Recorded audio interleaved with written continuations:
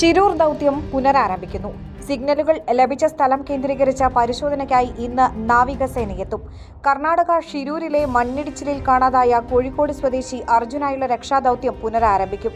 അർജുൻ ഉൾപ്പെടെയുള്ളവർക്കായി ഗംഗാവലി പുഴയിൽ നാവികസേനയുടെ പരിശോധന ഇന്ന് ആരംഭിക്കും. ലോറിയുടെ സ്ഥാനം കൃത്യമായി കണ്ടെത്താൻ സോണാർ പരിശോധനയും ഉണ്ടാകും. നേരത്തെ മാർക്ക് ചെയ്ത 2 സ്ഥലങ്ങൾ കേന്ദ്രീകരിച്ചാകും പരിശോധന. ഗംഗാവലി പുഴയുടെ ഒഴുക്കിന്റെ വേഗത അറിയാനുള്ള പരിശോധനയാകും ആദ്യം നടത്തുക. പിന്നീട് നാവികസേനയുടെ മുങ്ങൽ വിദഗ്ധർ പുഴയിൽ മുങ്ങിയുള്ള പരിശോധന നടത്തണോ എന്നുള്ള കാര്യത്തിൽ അന്തിമ തീരുമാനമെടുക്കും. സോണാർ പരിശോധനയിലൂടെ ട്രക്കിന്റെ സ്ഥാനം കൃത്യമായി കണ്ടെത്തിയതിനു ശേഷമാകും ഡ്രൈവർമാർ പുഴയിലേക്ക് ഇറങ്ങുക.